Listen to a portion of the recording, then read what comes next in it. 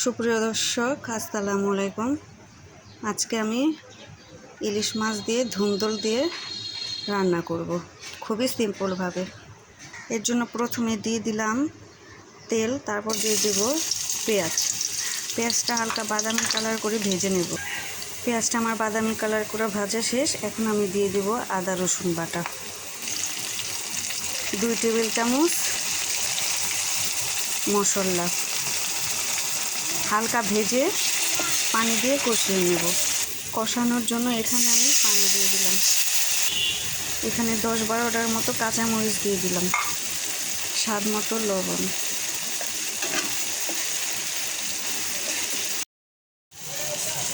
মশলাটা আমার কষানো হয়ে গেছে, উপরে তেল উঠে গেছে। এখন আমি দিয়ে দিব মাছগুলো আমি হালকা মশলার সাথে কষিয়ে নেব।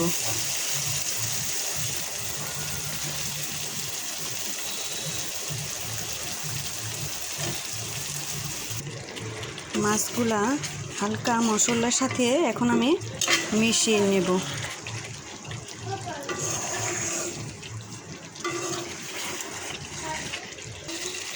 মাছগুলো আমার কষানো শেষ। এখন আমি মাছগুলো এক এক করে নামিয়ে নেব, খুবই সাবধানে।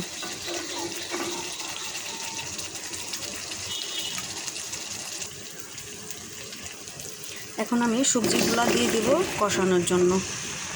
এখন নেড়ে চেড়ে ঢেকে রাখবো, ভালোভাবে কষিয়ে তারপরে আমি মাছগুলো দিয়ে দেব বলক আসলে। মশলা এখন আমি ঢেকে কষিয়ে নেব। সবজিটা আমি মাঝে মাঝে এভাবে কষিয়ে নিয়েছি, প্রায় কষানো হয়ে গেছে। আমি ঝোলের জন্য দিয়ে দিব পানি পরিমাণ মতো। এখন আমি দিয়ে দেব পানি,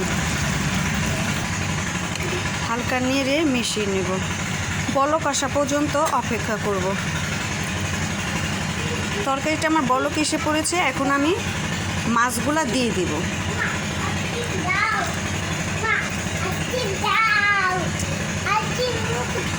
হালকা সবজির সাথে মিশিয়ে নিব মাছগুলা। এখন আমি একটু ঢেকে দিব। তরকারিটা আমার হয়ে গেছে। এখন আমি তরকারিটা নামিয়ে নেব। দেখতেই পাচ্ছেন দর্শক, তরকারির কালারটা কত সুন্দর হয়েছে। তো ভালো লাগলে আমার চ্যানেলটাকে সাবস্ক্রাইব করবেন, লাইক করবেন, কমেন্ট করবেন। সবাই ভালো থাকবেন, সুস্থ থাকবেন। আল্লাহ হাফেজ।